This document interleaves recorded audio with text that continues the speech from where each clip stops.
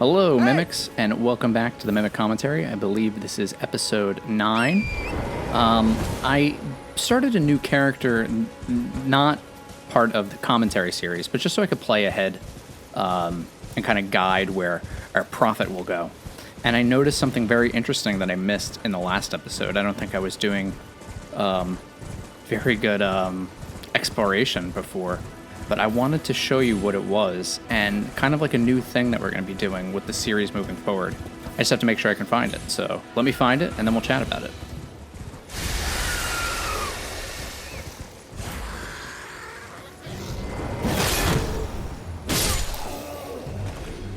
Alright, this is what I was looking for. So I just ran into a demi-human that was disguised as a tree and ambushed us. Bach was a demi-human who was turned into a tree and ambushed us. So it's kind of funny that, you know, this right here, this is also an ambush. It's not really treasure, and then boom. Why would a tree be growing out of a rock? That was very poor mimicry. But the demi-humans try their best, mimic as they will. But that isn't what I really wanted to show you. What I wanted to show you was over here. And this is what we're going to be looking at coming forward in the series, because I think it has a lot of insight into what's really going on. So right here, we have our Trina lilies. And there's not really anything over here. So remember, Trina lilies, symbol of faith of Saint Trina, dulls the senses, prevents agitation. And the, what is it? The priest of Saint Trina, they would make the sleep pots. No, it's the, what am I thinking of? I'm thinking of the arrows that we bought. Priests of Saint Trina use these arrows to spread their teaching. The sweet oblivion of sleep can become quite the habit. And then is it the? Does this say? Yeah, this one says sweet dreams. So we're getting an idea about dreams and sleep. We have these Trina lilies. So when we come over here, there's not really anything else over here, but we can look around. Pick up our Trina lilies, and we come to the edge, and what do we see? See some ruins over that way. But over here, keep looking. There's a cave. We also see another set of those ghostly candles, and then we have this right here. So, during exploration, goodness gracious, I'm mixing up my words. It kind of feels like to me like Saint Trina, it may be communicating with our Tarnished. And I've noticed this in a few other areas, and we're going to look at 2 more instances of this that I found previously. But since she is, you know, Saint Trina, her religion is like sleep and dreams, she must be communicating with people through sleep and dreams. And the Lands Between is quite the dreamlike place. You know, this has this giant golden tree in the middle of it. The Tarnished come from outside of the Lands Between, in a place that I would assume is much like our world. You know, the Lands Between is the fantastical, you know, like heavenly place that people would go to, while the, you know, the outside Lands Between is not. I think we jumped down here previously. I'm actually not sure if we did, but if we do, hopefully that doesn't kill me. That killed me. So what I'm trying to get at is that the Lands Between is kind of like a dreamlike place. You have to cross the Sea of Fog to get to the Lands Between. And from the perspective of our character, who is a Tarnished of no renown, doesn't have any memories of their past, you know, they only begin and end inside of the Lands Between, this place is quite like a dream. I'm not saying that it is a dream. It's just quite like a dream. And it gives me this, you know, this kind of feeling that Saint Trina may have the ability to communicate with us in a way that a dream would. Like, it's not very clear. It's not very forthcoming. So I'm sorry, Wolf. But I want to... There was another Trina lily right here. And when we come here, what do we see? We see these stone structures built into the world, showing us that it's kind of artificial, the flowing water. We see the island off in the distance. We see that this place may have been connected. So, you know, it just... Oh, we can also see a bat from over there, so that's a place that we can go to. it feels to me, it's a feeling, it's a hunch, it's a feeling, that this is, you know, the way that Saint Trina may be trying to communicate with us. We had the butterflies at the very beginning, the nascent butterflies, and those, let's see, do they give us anything that might be alluding us to Saint Trina? An arcane translucent butterflies feels not really. I think, do we need, no, just Trina lilies so far. Okay, so my prophetic power is a little it's bleeding into that. I also kind of decided on what type of build I wanted to do for this. I was kind of trying to go into the Golden Order Fundamentalist route by doing faith and intelligence, but I think this is probably just going to be like a faith build. I think it's probably going to be better that way. There was another set of lilies we wanted to look at. I found a few. And I think it's right over here. Yeah, right here. And I'm just thinking that when you come to Trina lilies, that they just want you to sit, listen, and look. And when we come here, we can hear that these guys are moaning for ag heal. And then the last set I found before I decided for us to move on is right underneath the fallen Sky Temple ruins. If we were fighting Akil here and we were having trouble, we might come under here for safety, where we would find a crab eating this stuff, but then we find more Trina lilies. Oh, we can also see that its eyes are glowing, because it has extra runes. So yeah, that's kind of like the hunch I'm getting with that. When we see Trina lilies, we should start thinking, maybe Saint Trina is trying to tell us something. Maybe that's her. Is it her? Do we know if it's male, if they're male or female, actually? Before I say she. Let me check the cookbook. Yeah, he continues to search for her in his slumber. So, it seems like Saint Trina might be trying to communicate with us in this dreamlike world.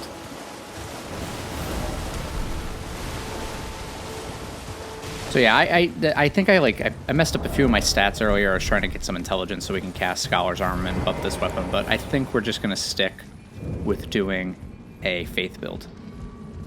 And here is our first set of mining tunnels. I don't know if you can hear this in the audio, but I want you guys to pay attention to this. Tell me if it sounds like you hear people whispering sometimes when in these tunnels. I think it's like part of like the music or the soundtrack. I don't hear it right now, but sometimes when I play through these levels, I hear it. And let's fix up our build a bit. We're gonna forego putting stats into intelligence and focus on maybe dexterity, strength, and faith. And then I guess since we're going into faith, I should probably put the Sacred Affinity onto the sword. And do we have a shield we can carry without getting heavy load? Yes. Alright. Yeah, I'm not hearing the whispering yet. But I swear there's whispering, I swear. So, these guys down here, they are people, and we can kind of look at them.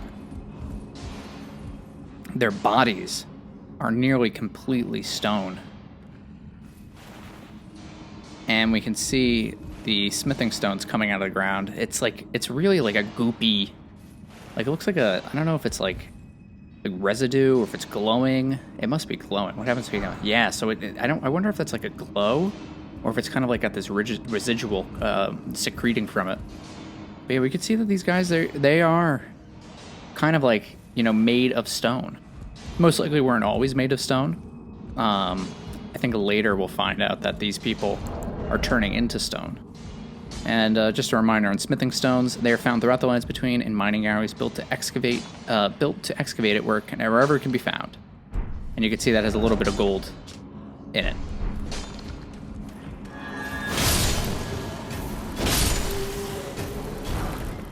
And other crystals as well.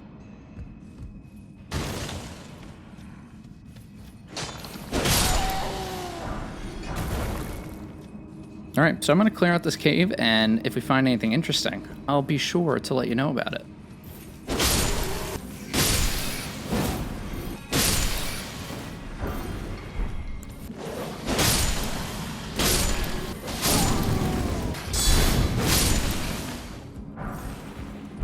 Alright, we picked up a large glintstone scrap. Let's throw that on the hotbar so we can use it and see what it does. And this is a large piece of glintstone tinged with unstable magic found in crystal tunnels. Poor quality and thereby easily broken, a sorcerer wouldn't give it a second look. We learned from Selen that glintstone is the amber of the cosmos and it contains residual life. So there's some soul magic at work inside of these things. When we find an enemy, we'll crack this guy open and see what it does. Alright, here's our first victim. Oh, these aren't actually quite bad. I could, yeah. If you're struggling, you need some magic to help you with multiple enemies. That seems like it might be a pretty good use. Use your FP. Magic damage for a build that won't be doing any magic damage. This looks like, yeah, same deal, but much smaller. Probably does less bolts. So we'll hold on to that.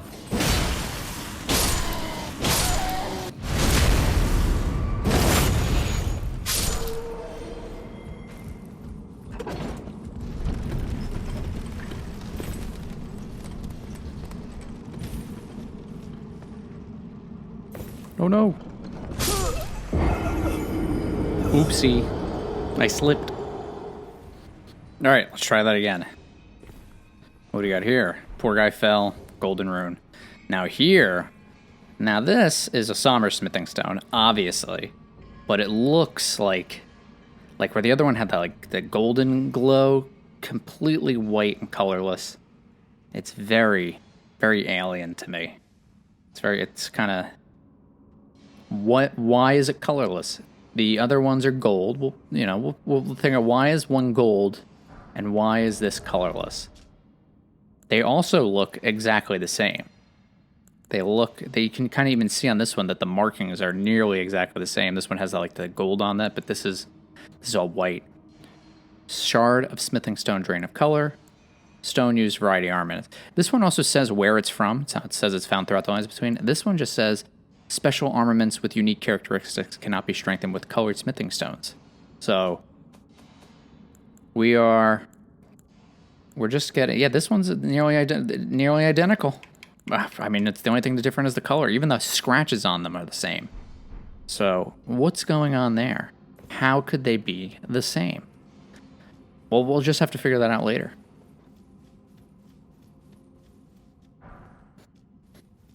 All right, we can see what danger lies ahead for us in there. Got a troll. I actually don't know if we know it's a troll yet. Like, I don't know if we've had any items explain what trolls are. So he's got a crack in his head. He's a stone digger troll, and we can see what looks like a meteor, something, impacted into the ground here. He's also completely made of stone, like the other people that we found. Oh, cool, I didn't know you could do that.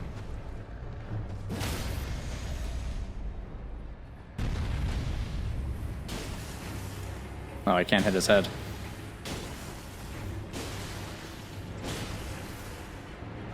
Yeah, he looks exactly the same as the other trolls, except he turned into stone. So we'll just be working on a theory right now that if you are inside of these tunnels for too long, and you are around this material, you might turn into stone. And he's wielding a very unique hammer. We won't be able to know what that is for a long time until we actually get it.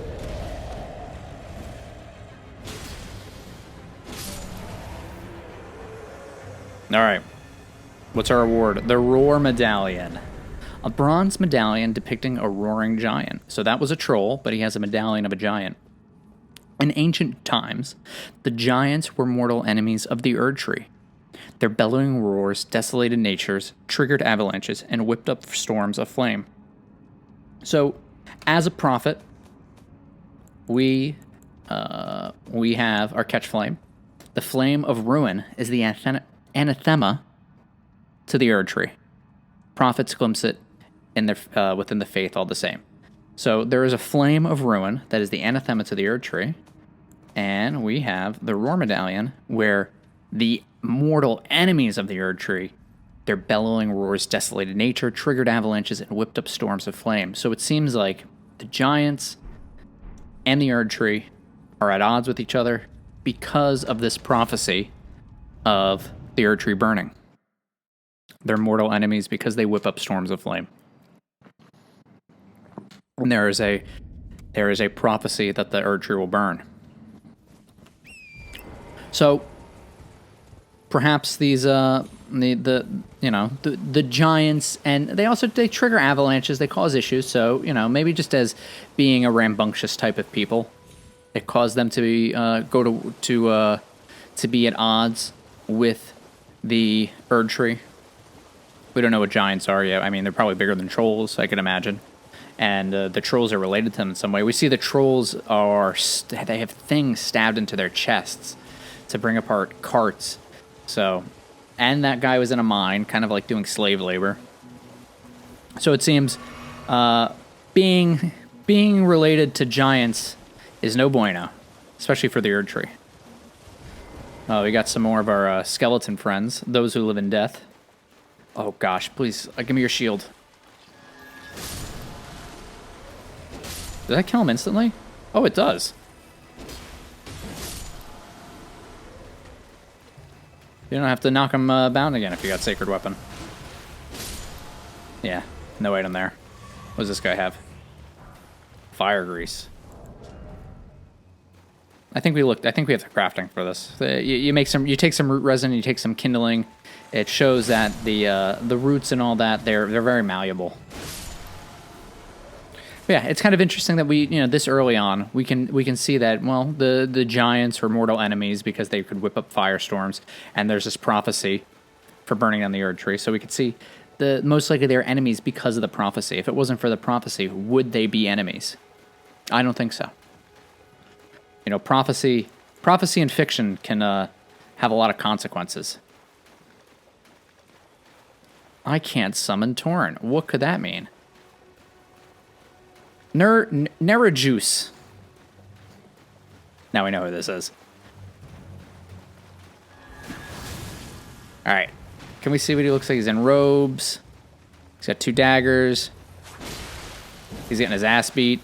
Oh, jeez. I'm getting my ass beat. And he causes blood damage.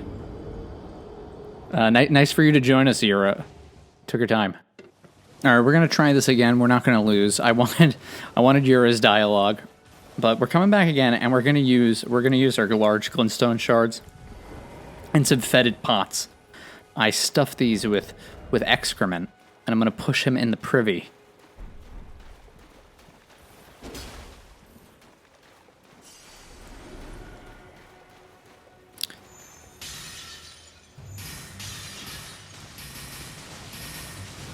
Oh, it poisons you as soon as you use it. I didn't know that. All right, well, I'm just poisoned, and he's okay.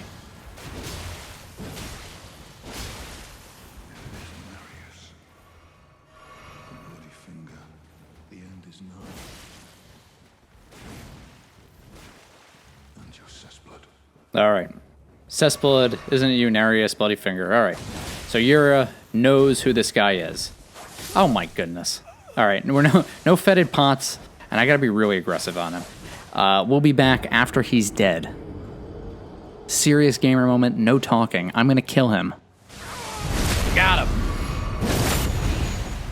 All right, that took more than it should have. But we got his Reduvia. What are your footsteps? That was weird. Oh, maybe that was supposed to be Yura's footsteps. A jagged dagger with a distinctive curved blade, used by the noble servants of the Lord of Blood. So this guy's in cahoots with that guy who was at Kenneth Heights Fort. The dagger rips the flesh as it enters, inflicting blood loss with sickening efficacy, a proud testament to the success of its vicious design. This weapon is perpetually coated in blood. How is that possible? Let's look at it. Oh gosh. How gross. Yeah, you can see the blood on it. Can I use the Ash of War? Oh, I can, even without the dexterity. I guess because we meet the arcane. No, we don't even reach the arcane requirements. Reduvia Bloodblade. Slash the wicked dagger, transforming its never-drying bloodstains into airborne blades that cause blood loss. Okay, so it's like the dagger is constantly bleeding, and it allows you to shoot blood out.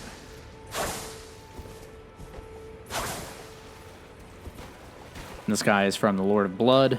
So the Lord of Blood is getting around. Yeah, how very interesting. What is this Lord of Blood up to? He's trying to take forts away from Godric. He has assassins coming out to kill people, I guess. I mean, he also said it's the cess blood. So is the blood that is constantly on the dagger, is that the cess blood? We're going to go into this cave while we think about Reduvia and the Lord of Blood. But that's just another piece of evidence, another feather in our cap until we get to learn more about these people. And then we're going to be able to build this on. You know, right now, early in the series, everything is just building. We're just building our knowledge. What should we get? You know, let's go with some vigor. We're trying to, you know, accumulate everything we can so we can become all-knowing. There's a guy sleeping up ahead. There's a bush. He'll tell us to sneak and be careful. And like, look at that. There are traps. Oh my goodness. That would certainly send a bunch of people rushing after us. These guys, they remind me of the, in Dark Souls 2, what your guy looks like as soon as you, like, spawn into the game. Kind of looks like that. Oh, and they use poison as well. Very cool. And what do they have on them? Just smoldering butterflies.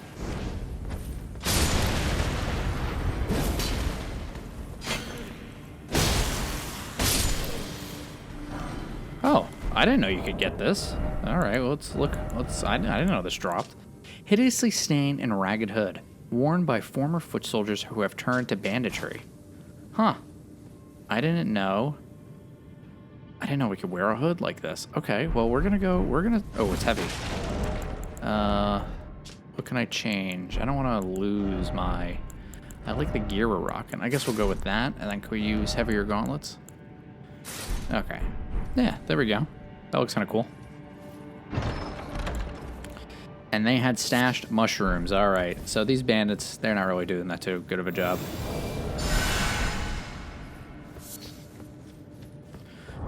What do we got on us? So we got a lot of rune items.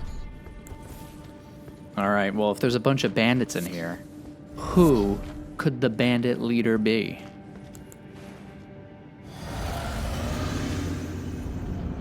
Ah, inconspicuous and empty. A fire has been lit. Someone was here recently. But the chest is unguarded, and it's time to plunder. What could that be? I've heard that voice before. The gods demand repentance. I shall defend myself. Look at this coward using a tower shield. And it's Patches. Wait, please. I surrender. White flag and all. So if anyone has any familiarity with Hidetaka Miyazaki's games, Patches has been in nearly all of them. Finally come I round, think have you? he's even in Sekiro. The guy who is supposed to be Patches, I think, has an eye patch. So he shows up everywhere. In Demon Souls, he was Patches the Hyena. Dark Souls, he was Trusty Patches. Dark Souls 2, there was Pate, but that's not a Miyazaki game, so doesn't really count. Bloodborne was Patches the Spider.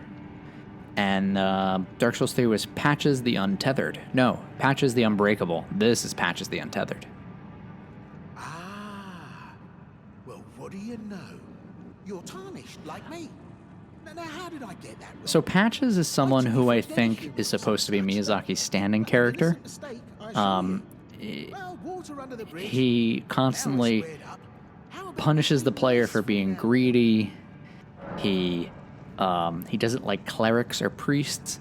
And after Demon Souls, Hidetaka Miyazaki introduced the character of Solaire into the game because he felt that he wasn't giving religious people like a good enough like he wasn't being too kind to them. So he added a likable religious zealot into the game in Solaire.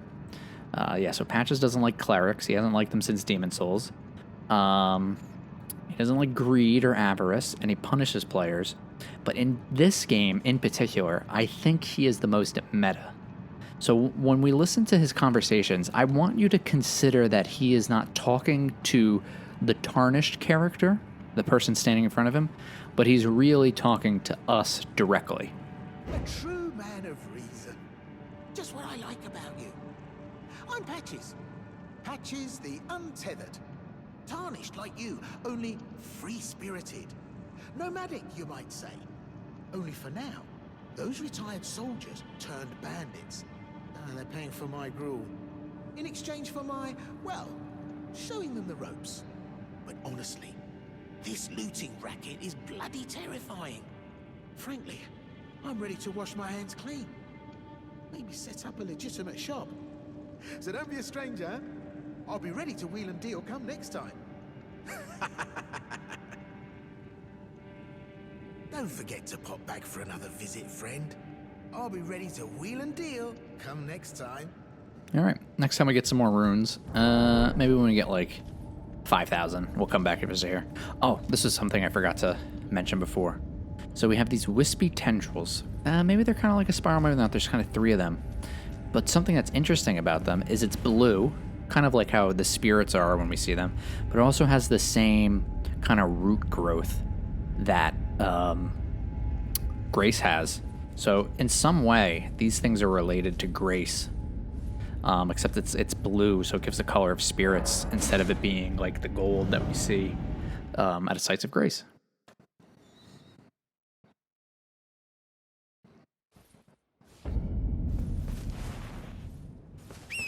So I think we'll see more of the meta from Patches when we talk to him further. But every time this game in particular, I really feel like most of his mechanics or his dialogue is to push the player into doing more content, and seeing more things, and learning more story. And that's what I like about him. You can hear the wolves howl. Here's Yura. Since Yura's here, the jellyfish despawn. And there's a bunch of bodies under here. This is, I was kind of thinking the jellyfish aren't here right now, but I was kind of thinking, why would the jellyfish be here? And they were most likely the spirits of the bodies that were dumped down here. I could imagine that these might be the bodies of maybe a battle or a conflict that occurred with Godric and maybe Melania or Radahn when they were marching through here. And then just got kind of tossed down here. Which is kind of sad. All right, let's see what Yura has to say. Ah, we meet again.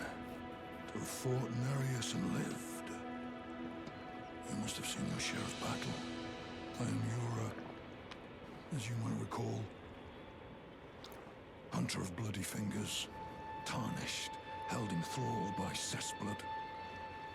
Zealots, who stalk their own. You stay the path. You are certain to face more of them. Just remember, no kinship with their ilk remains. Their madness precludes it. Don't let your emotions stay your blade. All right. So, Yura just gave us a lot about who these guys might be. So he says, to fought Nerijus and lived, you must have seen your fair share of battle. He's the hunter of bloody fingers, so he's hunting people like Nerijus.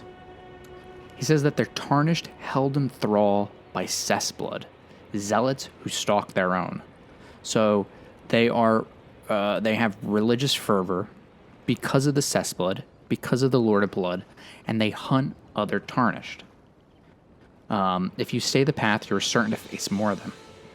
Just remember, no kinship with their ilk remains. Their madness precludes it. So no kinship with their ilk remains. So there used to be the Bloody Fingers used to be a tight-knit bunch. But now it seems like there may be infighting amongst the Bloody Fingers.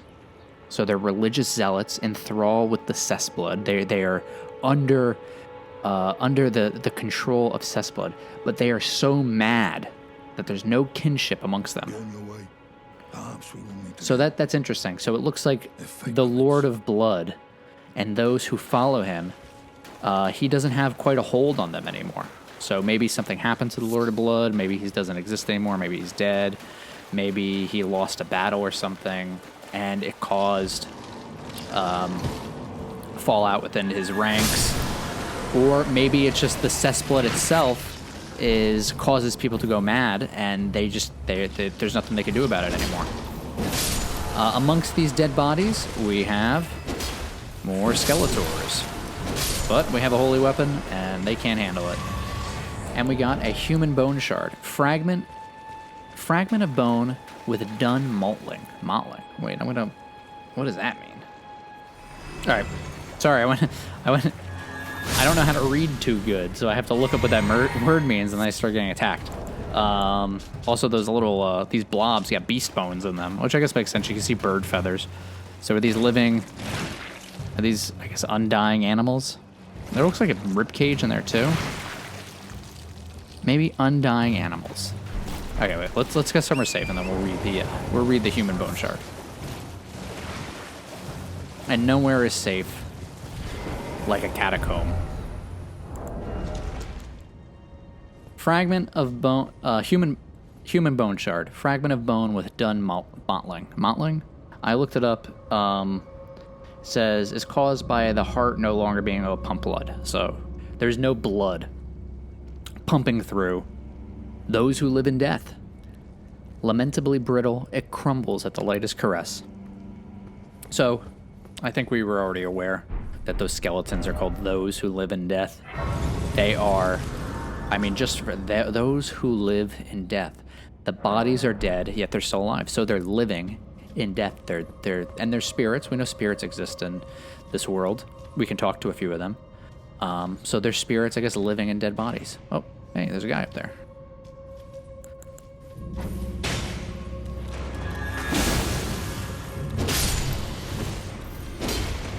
I think this is only our second catacomb, but just as a reminder to make mention, these imps, those are cat heads, and they have wings. That's foreshadowing for the DLC.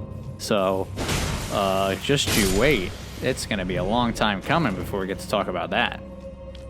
And then we have these were the watchdogs. I think that was the first catacomb boss we fought. But now they have staves. Let's see. Let's take a little. We can actually get a good look at these guys. So these things are built in reverence. They have candles, 4 statues. Very interesting. So these are special in some way. They have 3 heads. Did we... let's see. In the lines between, having 3 digits is seen as a bad omen. Okay, well, that's not 3 digits. They have 3 heads. So it's just 3 digits is a bad omen, not just the number 3. They're called watchdogs, but they kind of have They have horns. Okay, interesting. These dogs have horns. 2 big ears, 3 heads, and then a staff. And that's a very interesting staff. Maybe we will see that design later.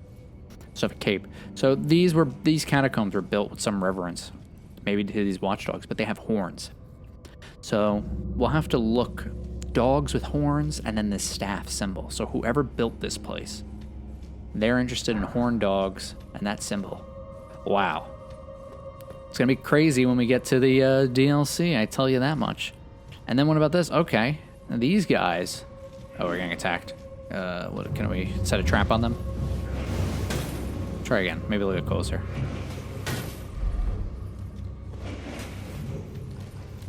Oh, jeez. Jeez Louise.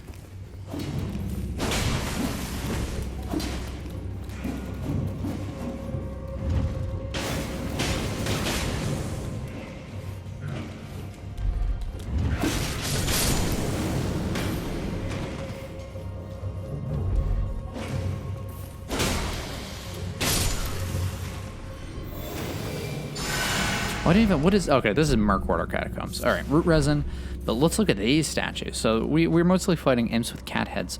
What about this guy? He looks like a goblin in some sort of way. He's like a man with pointed ears, a frown, and horns. All right, more horned imagery in these catacombs, which are for the great tree roots. And this guy just kind of looks like a man with hollowed out eyes, and it kind of has like a little bit of a smile. But golly gee. Dogs with horns, little goblin hairy men with horns. Whoever built this place must be interested in horns. I think we could say that is certain, to say the least. My power of prophecy is telling me. There are wings too. Things with wings as well. Things that fly. All right, what do we got here? Is there any more? Is there someone on the wall? Or is it just these two guys? Oh, he was above me.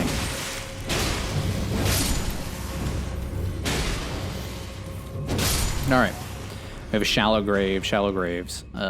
Still these white candles. And then here we go. We have, these are one of our, you can actually see. Oh, that's so cute. So I think we have these items already and we could talk about it. Yeah, so we have like Grave Glovewort, which is the soundless bell to summon spirits. And then Ghost Glovewort is Grave Glovewort, but with the spirit nestled up close. And you could see the spirit flying around the soundless bells. Well, isn't that something? That's cool. And it was put into, this looks like maybe a shallow grave, kind of like they were supposed to bury someone in there. So I guess they put that in there and the spirit came nestling up close. That is really neat. Cute little detail. All right. We're going to summon our wolves for this one.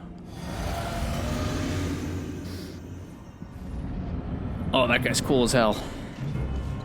Grave Warden Duelist. A warden is, I think, a watchman of some sort, you know, like for a prison. He's a duelist. Looks like a gladiator. He's got scars on his back, probably from being whipped or what have you. Coils around his arms. 2 giant hammers.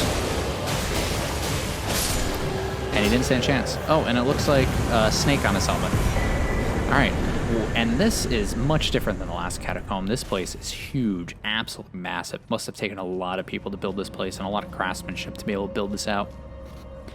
And it's a culture who is interested in portraying animals and people with horns. We're seeing our great tree roots, and if there's any root resin here. Any root resin? No root resin, but we're going to read root resin again. Resin secreted from the roots of the great tree. All right, roots of the great tree.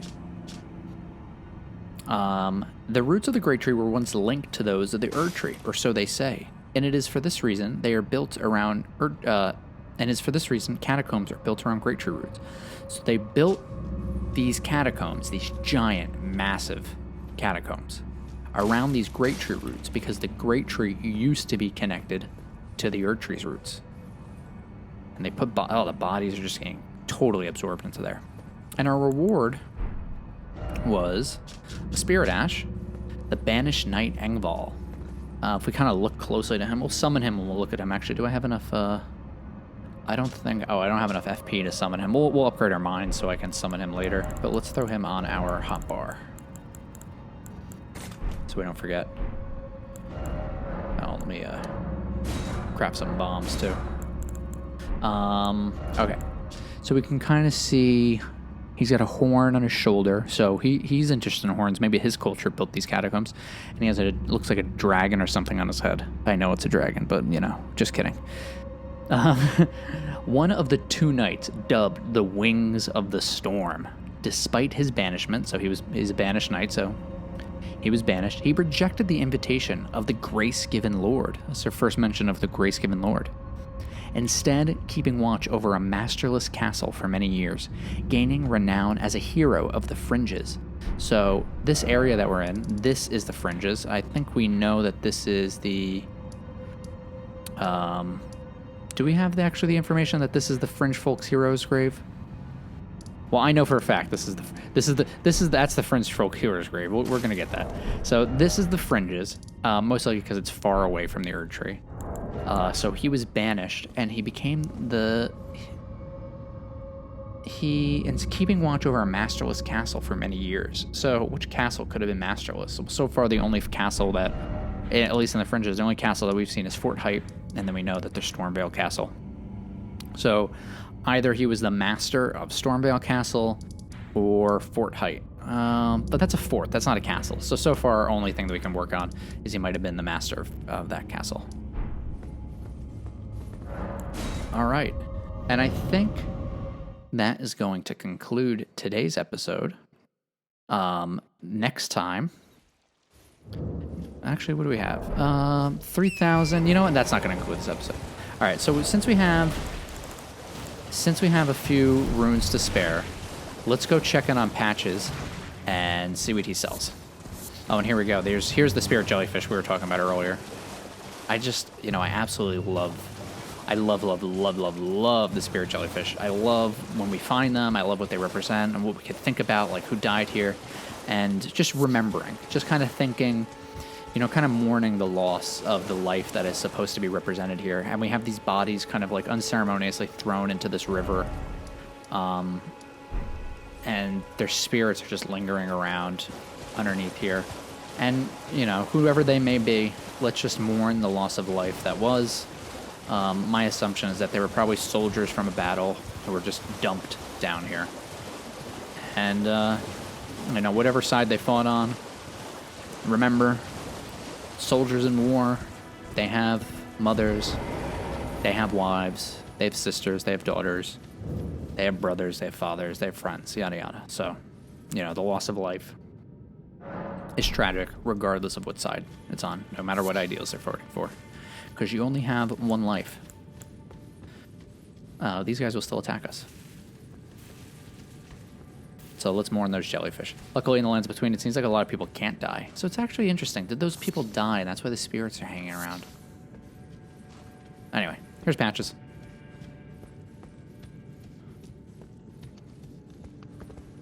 Well, nice of you to drop in finally. You're welcome. It's all a bit ad hoc, but I'm sure you'll find something. And welcome to Patches Emporium, where you won't need a refund, because everything's top-notch. Aw. All right, let's ask about the bandits first. Yeah, I had those bandits make a clean break. Now they're all suppliers, and good ones at that. I mean, they don't understand a word I'm saying. Most likely because they went mad. We have a natural connection. Yeah, Patches is a... soldiers, survivors of a defeated army, worked to the bone by their high and mighty lord, only to be thrown out with the rubbish. It's the same old story everywhere I go. To hell with it all. So that's where I think that the meta stuff come in. That's where it is. Anywhere I go, and he's the untethered. He's not tethered to any game. He's gonna pop up everywhere. Your good friend Patches, you know what he's about. That chest over there, we know it's a trap. I don't even have to ask about it. But let's see what he sells. Oh, goodness gracious. Okay. I'm gonna want to buy... I need 10,000 runes for both of these. And then 800 runes for the Missionary's Cookbook. Scriptstone, Grace Mimic, Gold Pickle, Foulfoot. Ooh, I want all of those. Okay. Let's see how many runes we can get. I think we'll actually be good. I think that's enough. Okay, so we're gonna be buying Margit's Shackle. We can see if we look very closely on this, it looks like a piece of rock, maybe. It has black roots coming around it, and you can kind of see the Elden Ring symbol. If we remember earlier from the very beginning of the game, this is the symbol that was on the wild-looking tree near America. A fetish and it's Margit's Shackle, a fetish bathed in golden magic. Shackles were once used to bind the accursed people called the Omen, and these ones were made to keep a particular omen under strictest confinement. So they used golden magic, Erd Tree magic, as a fetish, as a magical fetish to bind him Not just a shackle, but a magical shackle from Margit. Though faint, the shackles still retain a vestige of power, enough to trap the once bound Margit on Earth, if only for a short time. So Margit is an omen, and he was bound to the Earth under the strictest confinement. He must be very dangerous. How did Patches come in hands with this? Where was he to get this omen shackle? Well, this is where I think, we'll try and see where this may have came from. So maybe Patches was in that area, but this is where I also think that kind of the meta stuff is coming in. Of course he's gonna have an item to help us later against this scary guy called Margit. Our stone sword key for the imp statues. Those imp statues, they probably... the imps are the little cat guy, so maybe the same people who built the Catacombs also built those statues. And our missionary's cookbook to make grace mimics and gold pickle foulfoots. We already know about this. They eat out the bones. So it's good luck. We have the horse crest wooden shield. The circular horse evokes a swift gallop. I don't even think I just read those words. I don't even know what I just said. This is most likely, I think, the Cadence cell swords. We're wearing their armor right now. This is probably evoking their culture. And then we have Grace Mimic, a fetish indicating the guidance of grace. We'll buy one so we can throw it. Similar to Grace, the fetish draws rays guiding the way, only without any sense of order. Useful as a last resort for those who have lost their way, or for those who believe that unrefined guidance will lead to truer encounters. A fetish indicating the guidance of grace. It's a grace mimic. Mimic. Okay, Jack is a mimic. We'll ask him about that chest.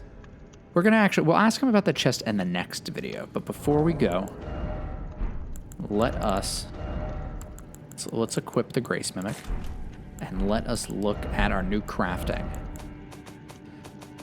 So we can make the script stone. Rune fragment with a cipher inscription. This is made from human bone shards and a rune fragment. Words are gregarious things, drawn to one another much as people are. This is actually one of my favorite items in the entire game. I love, love, love this item description. Words are gregarious things, drawn to one another much as people are. I really think it evokes some of the major themes that Elden Ring has about talking and sharing and communicating with others and just having that human connection with people just through a shared language, whether that language is the language of an artistic medium where you don't speak the same thing, but you can show someone something, or just being able to communicate with one another with our words. I love that item description. What else does that cookbook give us?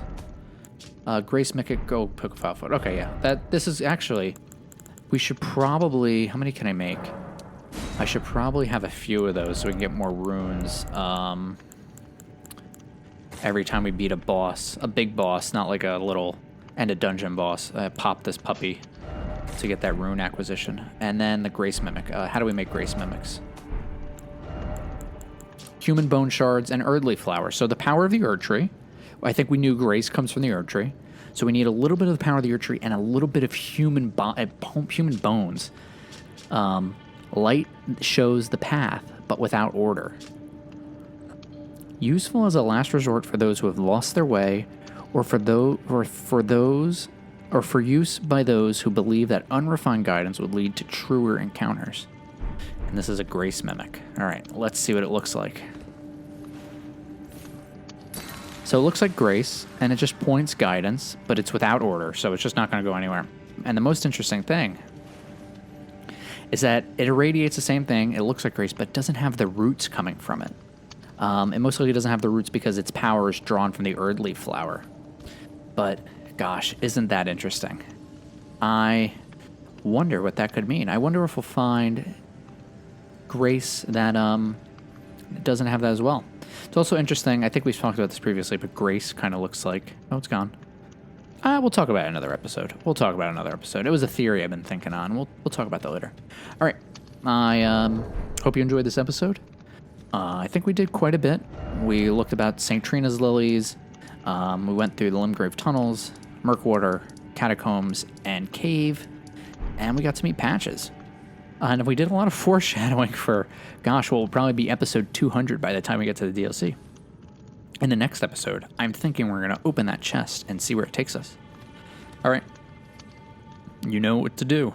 Let's do the thing.